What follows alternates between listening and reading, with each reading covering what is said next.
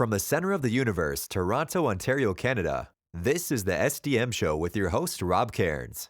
The SDM Show focuses on business, life, productivity, digital marketing, WordPress, and more.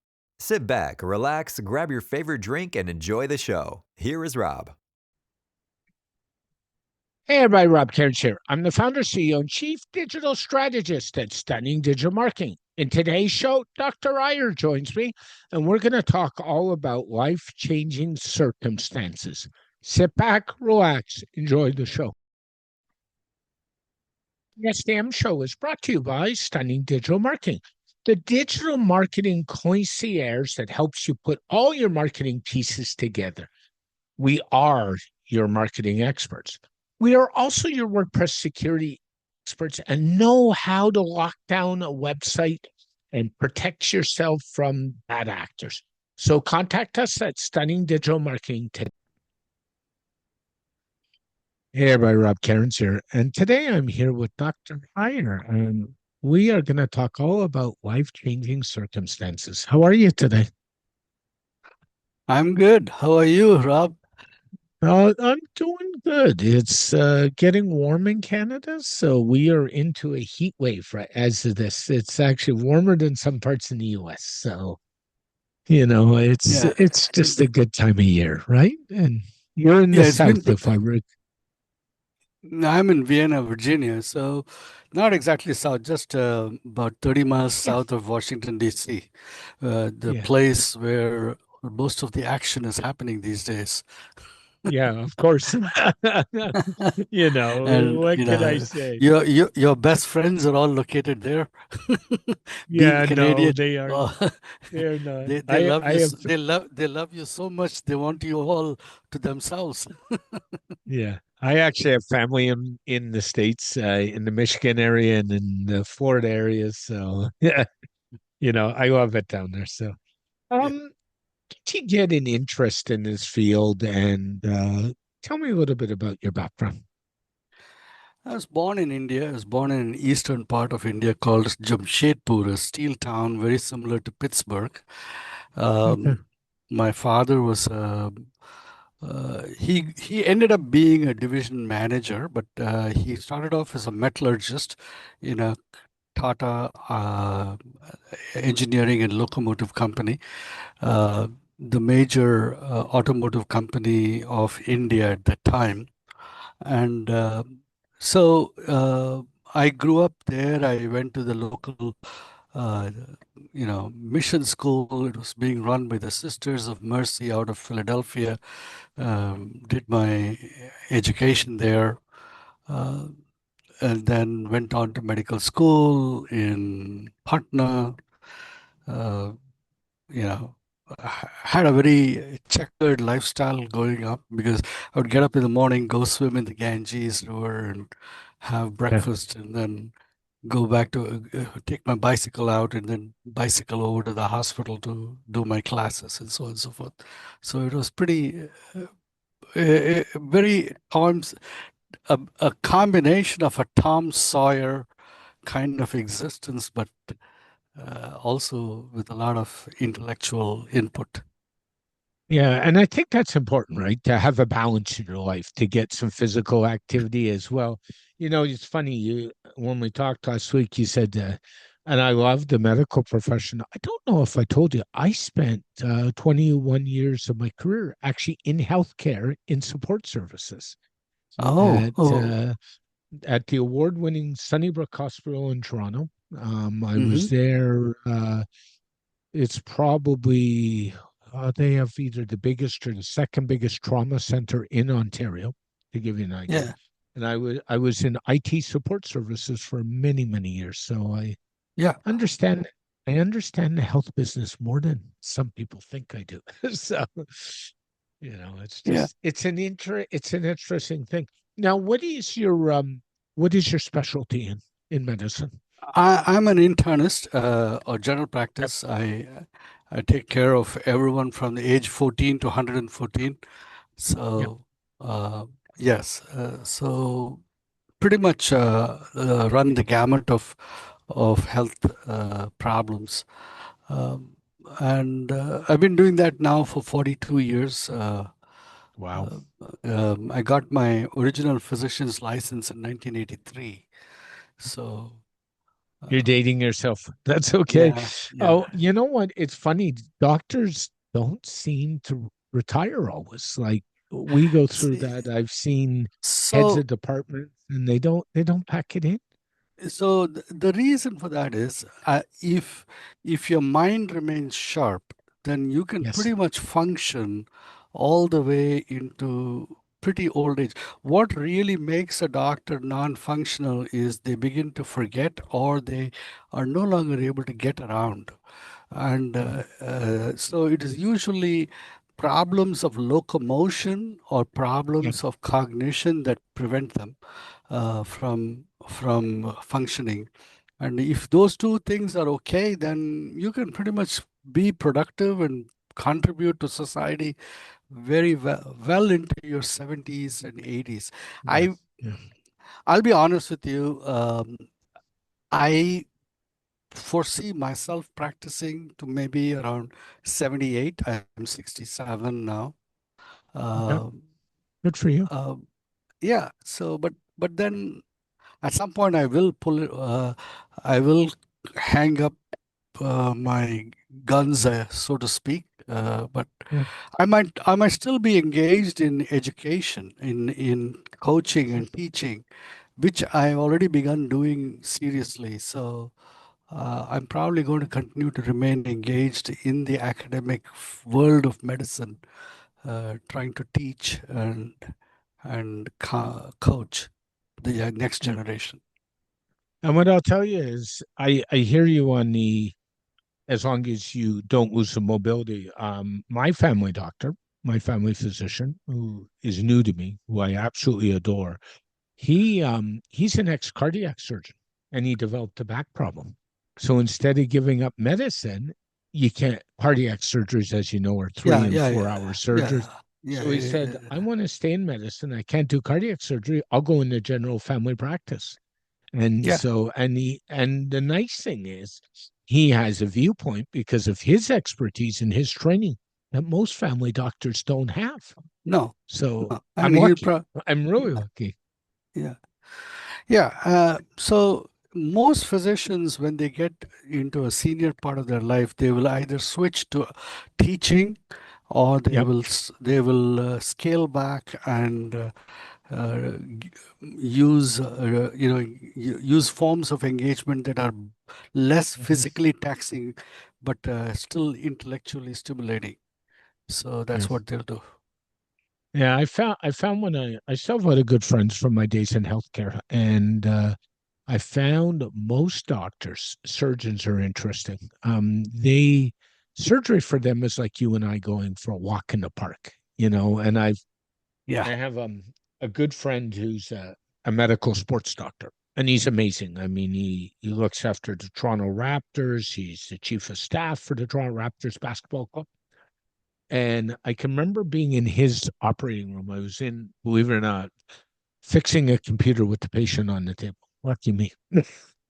And he looks at me and he says, Rob, come stand next to me. I got about 20 minutes left. Stay.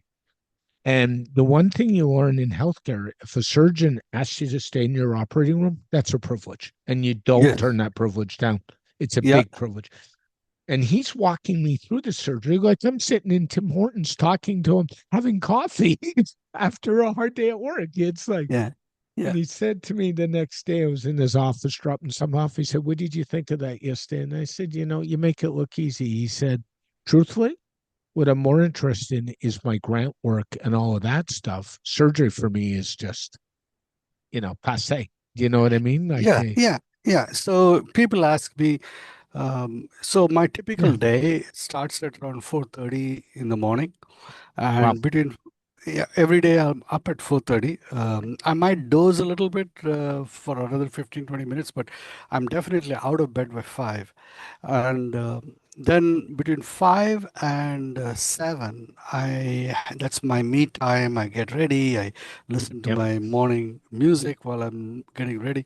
And then at 7, I'm in the clinic. My first patient rolls in at 8, and then I'm it's a constant roll till around 3:45.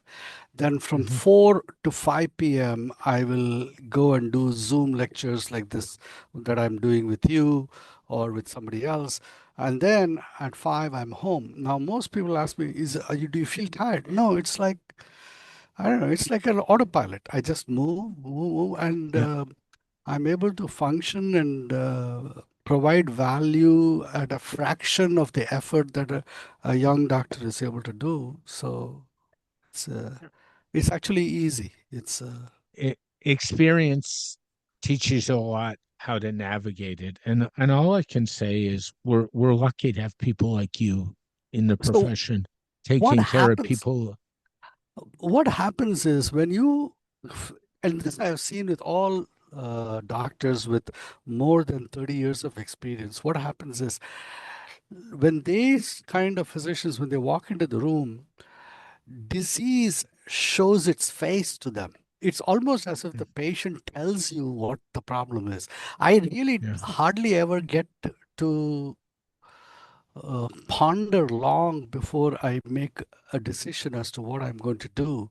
And i- it's almost as if there is a hidden voice calling out and saying, "Hey, look at me! Here I am. This is who I am," and it's so effortless. Uh, and people ask me the other day. Um, my gardener came in. He is the guy who has planted quite a few trees in my house. Mhm. And I said, Bill, you don't look good. I'm going to do a couple of tests. And I sent him for a couple of tests. And I said, you know what? I'm going to do a coronary calcium score. I'm going to send you to this cardiologist. The cardiologist texted me this morning. He says, Bill had 3 vessels blocked. We just opened all of them. He's doing well. Thank you for sending him to me. I think he's going to do well. We got it before any of them actually blocked off. Awesome. S- Yeah. So so was there anything that he was complaining about? No, he wasn't. But he just didn't look right. Uh, Yeah. and he seemed to be breathing a little harder than normally. His sentences were a little clipped, but that's all. That there was no real complaint from him. But when he was speaking, his words were, he was having to take a few more breaths between sentences than I normally saw him take. And I said, you know what, that's not you. Yeah, I understand. I Yeah. I went through that. I didn't share with you, but a year and a half ago, last March of 2024, I was rushed in the hospital with an abscess in the back of my neck, the worst place because you can't see Uh it. huh. And I'm a diabetic, so you know where that went. So am I. Yeah, So it's so that abscess turned into 8 days in the ICU. Lucky ooh. me. Yeah, it was fun. The first couple days were a blur. I can't even tell you. The rest of it, I could have been probably transferred out of the ICU, but they didn't have a bed. And I'm not complaining because we all know in hospitals, the nurses in ICU are a step up above everybody else. And if you want to leave me in a high rent district, go ahead and do it. I'm good with it, so to Yeah, speak. yeah. And it's but where we'd be without medical care. I mean, I'm great now. I've uh dropped the meds I'm on very little anymore. I've looked after myself, which kind of brings us to this discussion: life-changing circumstances. What a title is that? Life changes, doesn't it? And we all change. And how do we deal with it? Yeah, I think there are two aspects to circumstances. One is circumstances, some circumstances by themselves can be monumental in their scope and Mhm. huge. Yep. And then there are some circumstances which are monumental in their impact, even though they may not be monumental in their scope. Okay. So you will have some people who will respond to certain circumstances with profoundly affected impact, even though the circumstance by itself may be trivial to another person's viewpoint. So what I talk about when my patients, when they come to me about life-changing circumstances, I never like to look at what is the true scope of the circumstance. I look at what is the true scope of the impact, because ultimately it is the lived experience of the individual that determines how life-changing something can or cannot be. Yeah. So when you look at the lived experience, then invariably the lived experience comprises of the narrative that we construct that describes the circumstance versus the actual experience of the circumstance itself. Hmm. And 99% of the time, it is our narrative that determines how monumental its impact is rather than the circumstance itself. I agree. And this narrative is only, for the most part, most people are unconscious victims of the narrative that is thrust upon them. And usually it is their brain just constructing it based on past information and past experiences. Hmm. And only very, very few people are able to witness the narrative as an objective event, that they are able to experience the narrative as themselves standing apart from the story, and then they experience a certain amount of power in whether or not they accept the influence of that story over their life. And those people who are able to do that are able to truly change in a Yeah. beneficial way. The rest I of the people so rest of the people sorry. have changed. I'm sorry. The rest of the people have changed that is thrust upon them. They are not able to be authors of the change themselves. Yeah, I didn't mean to stop you, but what I would say is anybody listening or watching should actually rewind this and go listen to those last three sentences, because what you just said is gold. Like, really is. You Narratives have a big part of how we feel, how we deal with stuff, how we react. Past experience has a big part of that as well, which you touched on, right? Yeah. And that's a big deal. And we all talk to medical doctors like yourself, and we say, we come see you. Why do you see patients? Uh, oh, my shoulder's not right, my arm's not right, my knee's not right. And the other thing we have to look at is what's going inside the brain and what's going on with the head. When you and I talked, I said to you, I'm a big mental health guy. I am. I My partner in life always says the biggest joke with me is I have three books on the go at any time. One is a personal book, one is a business book, and then one is a self-improvement mental health book, almost always. Because I think the third part, and I believe in it so much that regular listeners to this podcast will know, I've done mental health work over the years. Right now, I'm doing, and I make no bones about saying it, I'm doing couples therapy with my partner, sorting out some Hmm. stuff. We're into that for about, give or take 6 months, and we're not done. So that is that important. And that is as much as part of the equation as the knee, the arm, the heart, and everything else. Yeah. The So when I talked, I had a professor. He said that whenever you see a patient, you always have to ask yourself, what what is the unasked question? Yes. So so the problem, the unasked question is not the headache. The unasked question is, am I having a brain tumor? So it's always the unasked question that you have to address. And Hmm. there, and he used to tell me that, Ravi, you got to develop skill in making the unasked question asked, and in a Yeah. way, and you have to get it to be asked in a way that is non-threatening and that is empowering to the patient. Yeah. And the really good doctors know how to do that, And in this manner, they actually win the patient's trust because they make the patient confront the deepest fear without scaring him in the process. Yeah. So they feel sheltered as they face their biggest fears. And this is what you need to do. And he said that in this sense, you are being the leader of their life. And there is all leaders, this is exactly what they do. They create a space where their tribe can face the uncertainties of life without fear. Yeah. That is what That's so true. yeah, he says that's what Alexander did for the Greeks, that's what Caesar did for the Romans, and that's what Marcus Aurelius did. Everyone, every great leader does for their tribe, their followers. They create a space where they can face the uncertainties of their life without fear. They meant, That's a really interesting way of looking at it. And I agree with you. And the other thing is what it does is when you ask those right questions or get them to give you the unasked question, it builds trust with your patient and you. yes. I know I am at the point in having gone through the journey I've been through in the last year and a half.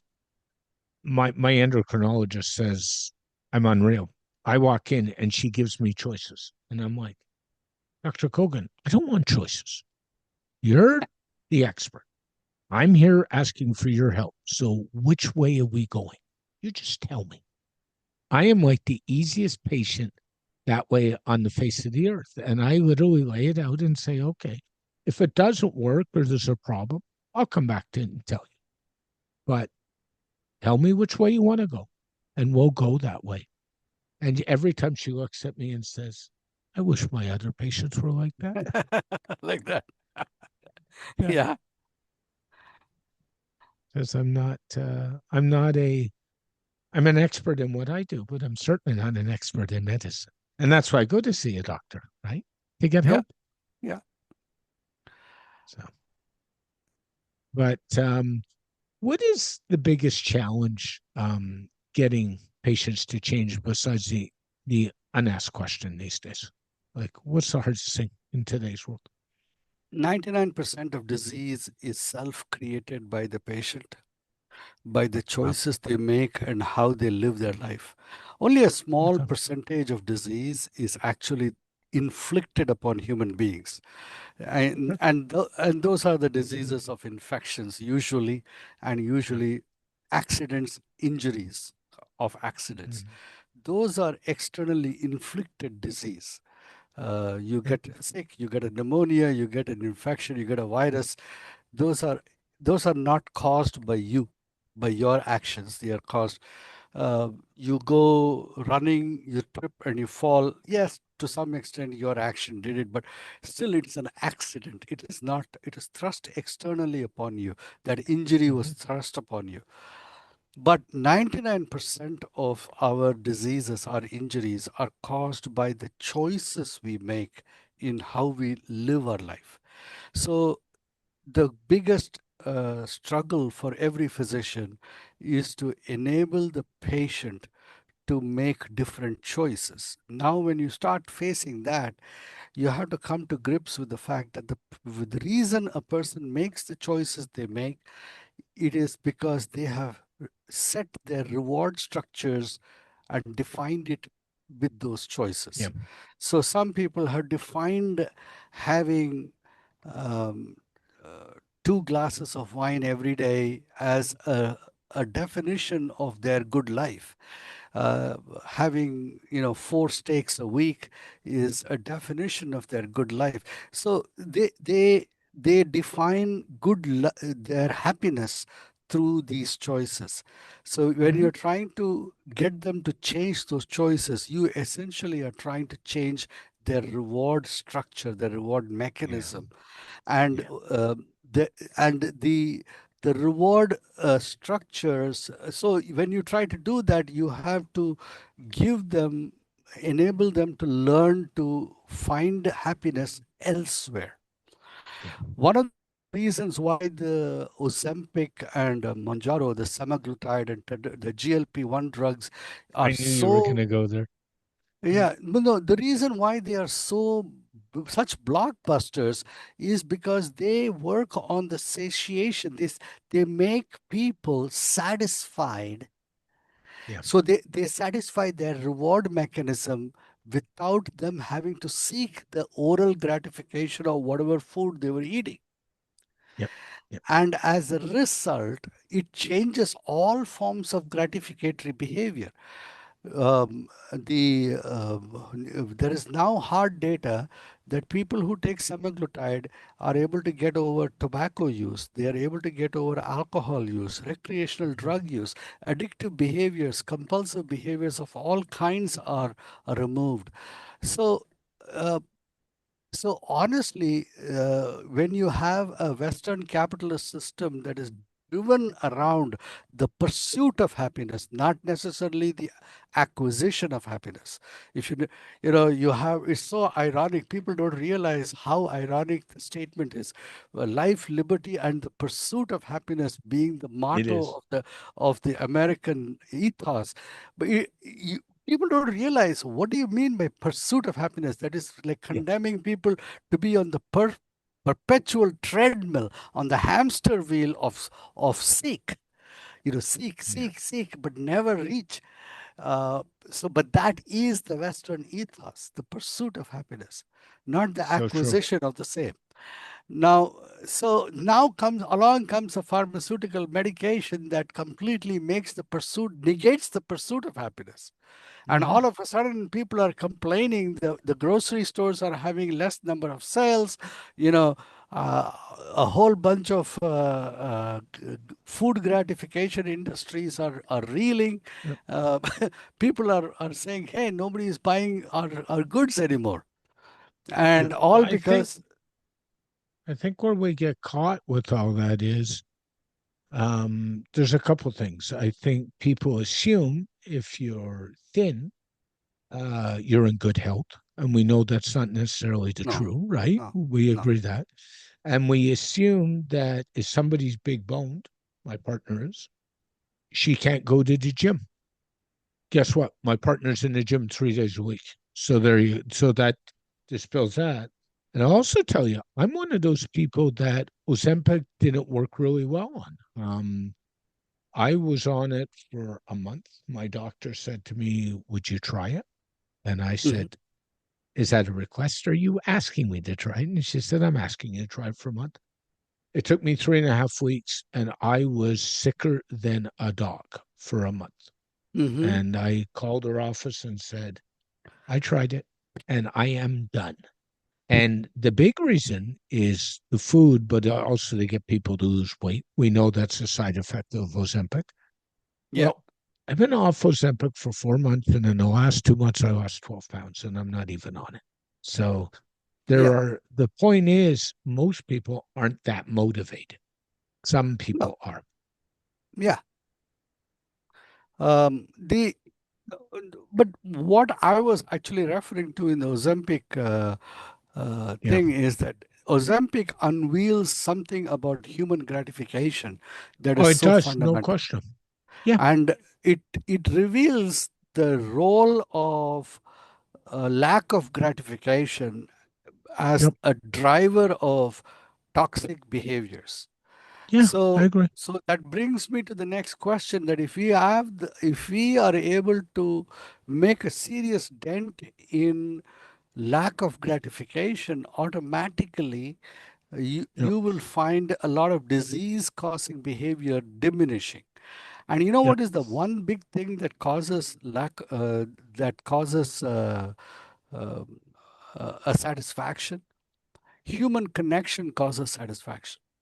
That No is, question. yeah, people getting together with people and engaging with people in a touchy-feely way Hmm. will produce an emotional gratification that will negate a lot of toxic self-gratifying behavior. Yeah. Yeah. And I uh, I am a big believer in community outreach and community service that will produce lasting benefits in overall health and well-being, and that Yep. really makes a big difference. So it Yep. is this low-tech efforts that really make a big difference, and what I Mhm. call a trim tab. Bucky Fuller's trim tab. Buckminster Fuller, a British scientist, developed the concept of the trim tab. And a trim tab is a small rudder, a little flap that is attached to the large rudder of Queen Elizabeth II. And Queen Elizabeth II is such a big ocean liner. When it's moving at full speed and you want to make it turn, the momentum of the inertia of the water flowing past the rudder is so huge that there's no power, no hydraulic gear that's strong enough to change the rudder. So instead of changing the rudder, they have this tiny little extra vane that is on the rudder that turns a little bit. And that turns in the opposite direction to the rudder. And when it turns, the rudder moves in the opposite direction because it directs the flow of water slightly differently. So, Oh. so these kind of social behaviors are really trim tabs that have huge lasting impact that go far beyond. They are not very glamorous, they are not very big, but they make monumental impacts. Yep. And this is where COVID set us back thousands of years, as far as I'm concerned, because we all weren't seeing people, we weren't socializing, we weren't doing stuff in the community. Yeah. And as a result, mental health certainly, and along with it, physical health took a major step back, as far Yeah. as I'm concerned. Yes. Yes, we did slide back by a couple of decades in that Yeah. span of 2 years or 2, 3 years, and but then I think now we are moving forward again in a better way. But it allowed a lot of people to rethink why they were working, for whom were they working, what was the Yeah. purpose of what they were engaged in. So all of that came out of COVID.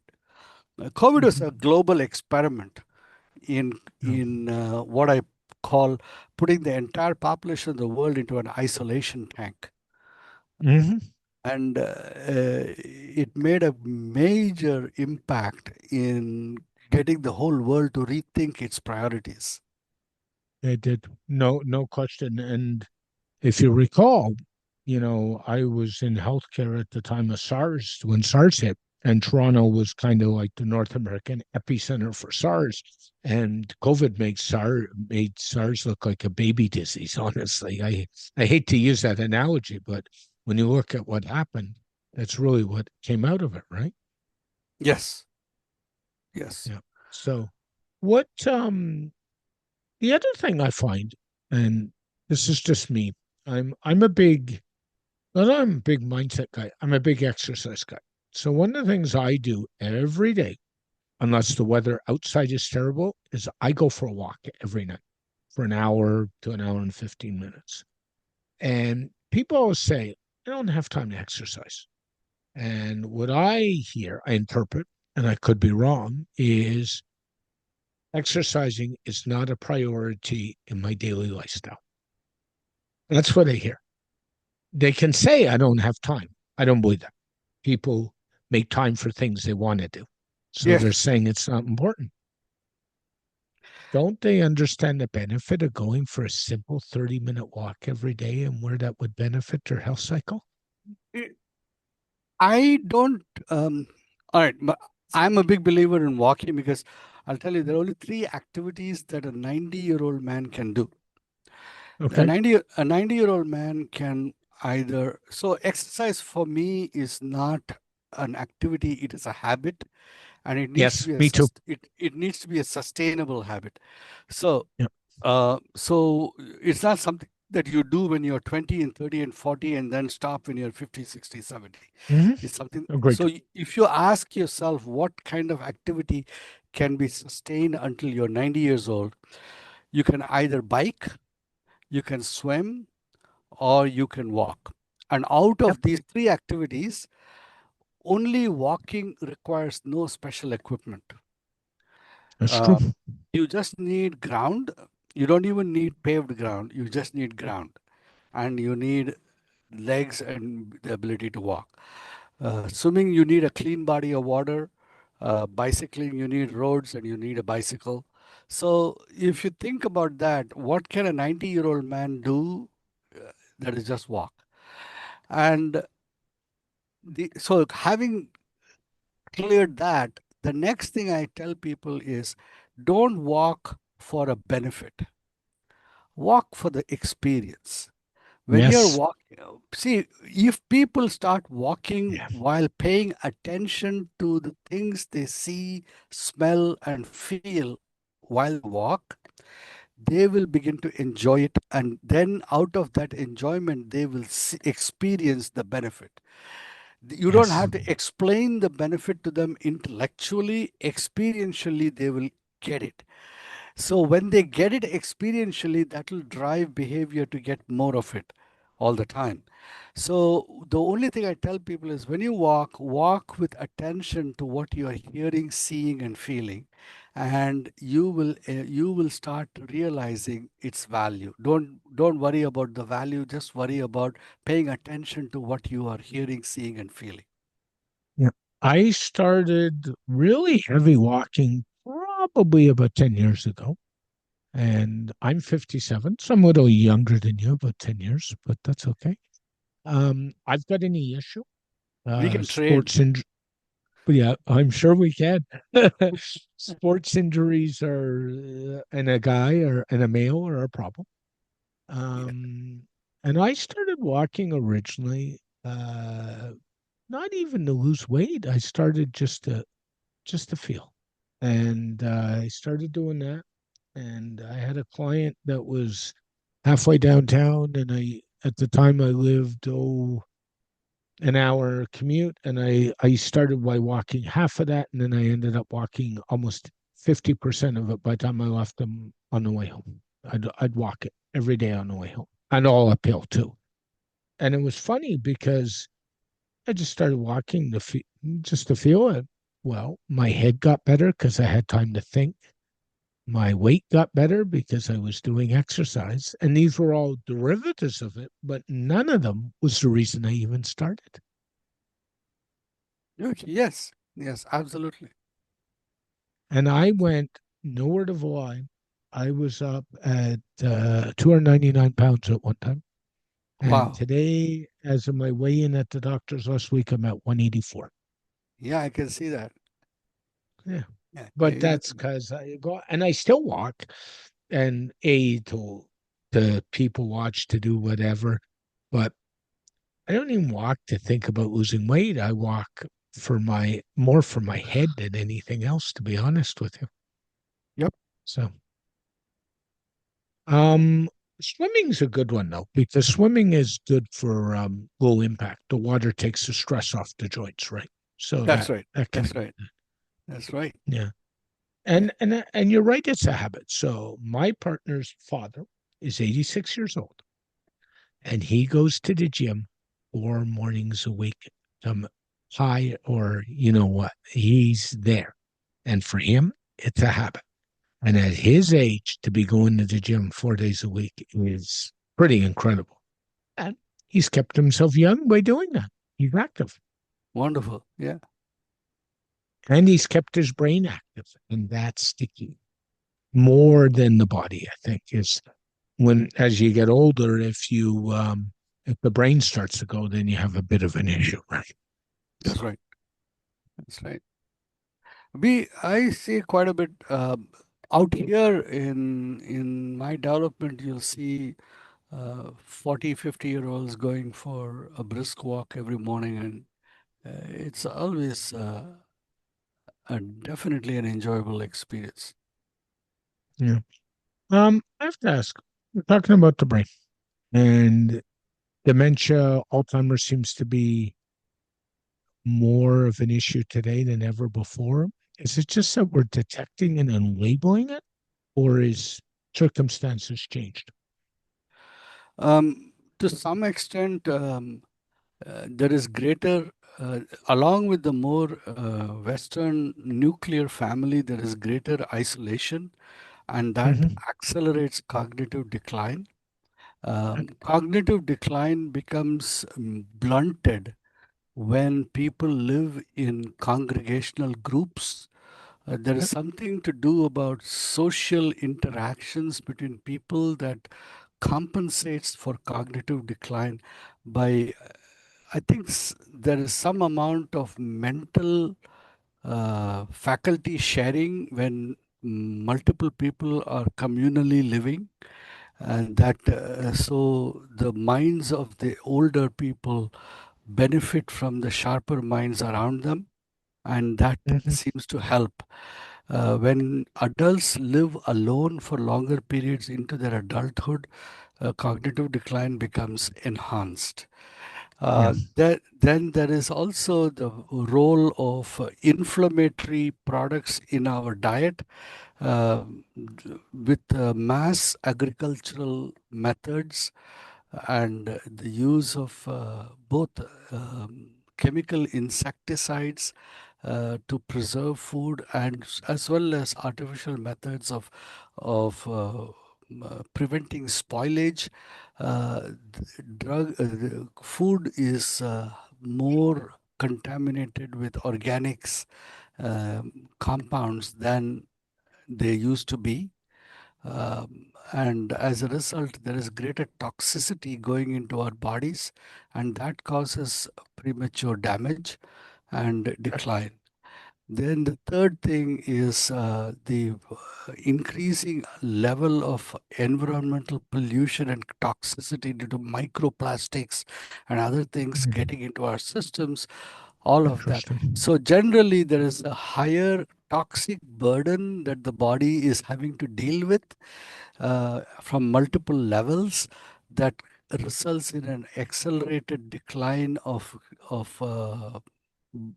total body function, but it also manifests uh, because human society has become more and more good at saving people from dying early of their heart attacks, so they live Mhm. long enough to watch their brains deteriorate. Yeah, Before, and it's so yeah, hard. I've seen it go through. I've had two aunts go through it. One passed away and one's in the middle of it. And it's so hard. yes, And I think that disease is harder on the family than on the patient, correct. to be honest Yeah. with you. Like I can remember my uncle going through it and my other uncle's going through it My now. father is And 96. My father is 96. This is his 97th year. He'll be 97 in December. And yeah, he does not often remember my name. When I go visit him, he lives with my brother in India. And when I go visit him, he will not remember my name. And but wow. uh, as of now, he remembers the presence of my body. For example, he will not allow anybody to sit next to him when he's sitting in the sofa. No, he will not give space for other people. Okay. He's just grumpy, territorial, and grumpy at 96. I get it. But if I get close to him, he will move and give me space. So Yeah. he doesn't recognize. So what I said to my brother was that he does not have a recognition of me at the intellectual conceptual level of the name Ravi Iyer, but he has an experiential memory of me in the sense of the feel of my body, the touch of my skin upon his hand, and the scent of my body. So his entire level of cognition has descended to a more direct, immediate, experiential frame rather than a conceptual, intellectual, descriptive form of Yeah. knowing. So it's Yeah. a more experiential form of knowing. So to that extent, it is more like a child, where he knows things directly through Yeah. touch and Yeah. taste and things. Yeah. Yeah. So Um, yeah, yes, it's hard. It's hard. The other one I was going to ask you about, and this is controversy in some subjects, and if you'd rather stay away from it, we can, is cancers. Um, we know how much money has been pumped into cancer research in this. in North America, especially breast cancer, huge amounts. Um, I lost my father 15 years ago next month due to pancreatic cancer. I'll tell you that. Pancreatic, as you know, is one that's almost never found before It's stage 4. yeah, it's a hard It's cancer. awful. And then it's a hard one. My question is, maybe I'm being a bit cynical and you can bear with me. I think you know where I'm going to go. Is with all the money that's put into breast cancer research, why do we not have a cure? Because there is no one thing as called breast cancer. So there are Yeah. different kinds of breast cancer. So we are not dealing with a single entity, we are dealing with different forms of breast cancer, all of Mhm. differing degrees of Yeah. malignancy and Yeah. invasiveness and the mechanism. But having said that, uniformly the 5-year survival rate in breast cancer is far, far better than what it was before. No question. But it is not possible to talk about any cancer from a cure point of view. We talk about cancer from terms of 5-year survival rate and 5-year remission and that kind of thing. Mhm. Yeah. Technically speaking, people who cross 10 years in survival in cancer are considered to be cured because if you cross the 10-year mark after a cancer, then the chances of you actually dying of your cancer approaches the rest of the population who never got cancer in the first place. Okay. That's So, interesting. so statistically speaking, yes, there is a cure. But if you talk about ROI, return on investment, the amount of dollars being spent is definitely the ROI can be much better than what it is now. Yeah. We still haven't gotten a great ROI, but we do have. But mind you, these terms like ROI are somewhat false because if you ask, the real ROI is the ROI that you have to ask uh, a 6-year-old daughter of what was the return on investment on having her mother for 5 years.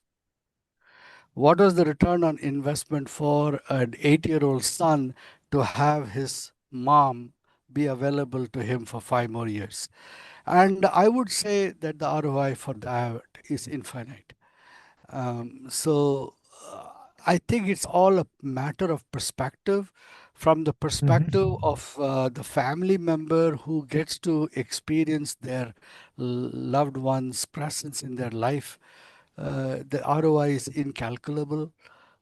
From a society standpoint, we look at what are the productive years that a person can get after getting cancer. Are they able to remain productive members of society? And that the ROI is a little bit more finite and a little bit more, you can be a little cynical about it. But all in all, I would take the view of the 5-year-old daughter. No, I agree with you. It's funny. It's just it's a tough one, and Yeah, it again, is. it's hard to measure, and it's hard. I worked with a breast cancer chair who I knew in one of the research divisions, and he was affiliated with the UT, the University of Toronto, which is a big medical school in Canada. And he used to say, once you had cancer, especially breast cancer, you never got rid of it. You just dealt with it. And Yeah. medicine helped you deal with it. So Yeah. his position was you were never cured. That was his position. So I tend to tell people when patients get cancer and they come to me and I say that listen to me, I want you to stop focusing on death because Mhm. I want you to understand this, that the only difference between you and me is that I still have the illusion that I am guaranteed my next breath, Yep. whereas you, that illusion is a little less real for you. Yeah. Yeah. And whereas I am still have the full strength of that illusion. That's the only Yeah. difference. So I don't want you to start focusing on death because death is an inevitability for me as it is for you. I need you to ask yourself the question, this moment, are you alive? Are you living it? If you're not living it, then why are you not living it? All right, Yeah, this moment with your daughter, with your son, with your husband, are you living it? And if not, why yeah, not? I agree, Yeah. 100%. And the last thing I wanted to touch on was the whole thing, since we're going down this road, about infections. Infections are pretty common. I know 50, 60 years ago, people would have died by infections. Now people survive. Infections in the operating are more common in some surgeries than people think. I have a good friend of mine, a dear friend of mine, went through two knee replacement, not one, and both times had infections after the surgery. Not uncommon. Are we getting any better with infections in the hospitals, or are they basically at the same rate they were at 10 years ago? The the rise of multi-drug resistant bacteria are causing hospital infections to be a little more difficult to manage as Yeah. opposed to the past. Um, Hmm. the way I look at infections for a physician, infections are it's a constant fight. The bacteria learn to survive against the onslaught that we direct to upon them, and they so infection is basically life fighting for life. There are Yeah. two species, human species and bacterial species. Each are Yep. alive and each are fighting to live. Uh, and the bacteria is saying that I need to survive, and humans are saying we need to survive, and we are going to. I think the larger scheme of things, we are getting better at infection control, but when we get multi-drug resistant infections, it is very, very difficult. Yeah. The other thing that I would like, it's a little less popular. There is a concept that we have in Western society where we tend to think that we need to live at all cost, but we tend to not recognize that we are all driving our vehicles down the highway of life, and Yeah. each one is driving a different kind of vehicle. Some are driving Volkswagen Beetles and others are driving Lamborghinis. But Hmm. regardless of what kind of vehicle you drive, eventually each one of us is going to come to an exit ramp. And these exit ramps have labels upon them. One exit ramp is a heart attack, another exit ramp is a stroke, another is infection, and so on and so forth. Pneumonia, urinary infection, pyelonephritis. So the exit ramps typically come at a stage when the body itself is worn down to a level where it can no longer run down the speed at high speed on the main ramp, on the main lane of the highway of life. So these exit ramps, infections are one of the exit ramps of life that affect the really elderly people. And we are fighting to survive them. But what we end up doing is we only end up preserving them for an even more lousy existence. Yeah. That is, we save them from one disease only to lose them in another. The Greeks had a wonderful allegory for life. They called the life like a bridge over the river Styx. The river Styx was the black river that led to the underworld. And this Mm. bridge of life had holes in it. And in the beginning of life, the holes were far apart. But as you get longer and further down on the bridge, the holes are closer and they are more in line, such that if you avoid one, you are in line with the next hole. So sooner or later, you can't avoid any hole. It's like a checkmate. You have to drop down the hole into the river. Yeah. So that's exactly the allegory that I see in medicine. We help people live function. So I try to look at patients and say that, listen, it is not for me to give you longevity, but it is for me to give you functionality. I will Yeah. give you Yeah. functionality. you ask for longevity with your maker. Don't come to me for your longevity. I will give you functionality. That is like gold. 100% agreed. I have to thank you for this amazing conversation today and sharing your knowledge and your wisdom. It's been Thank so you. enlightening, and I really appreciate that. If somebody wants to find out more about the work you do, where would be the best place to go? Just go to my website. It's www.D as in David, R as in Robert, IYER.com. Yeah, And and thank you for sharing that. And like, this is like one of these conversations that more people need to pay attention to and need to this listen podcast has to been and brought need to you to by Stunning get Digital on board Marketing, with, because your life does digital change, right? marketing concierge to Yep. help the business owner put all his pieces Thanks, Dr. together. Iyer. You have Thank a you. wonderful Email day. marketing, You WordPress too. security, WordPress design and development, PPC, and more. Text Stunning Digital Marketing for all your digital marketing needs today. A very special thank you to Dr. Iyer for joining me on this edition of the SDM Show. The SDM Show is dedicated to my late father, Bruce Cairns. Dad, I miss you very much every day. My mother, Ann Cairns, who's still doing really well and is an inspiration. And of course, Tiz Maroney. And Tiz, I know I've said it, but thank you so much for all the inspiration you give me every day.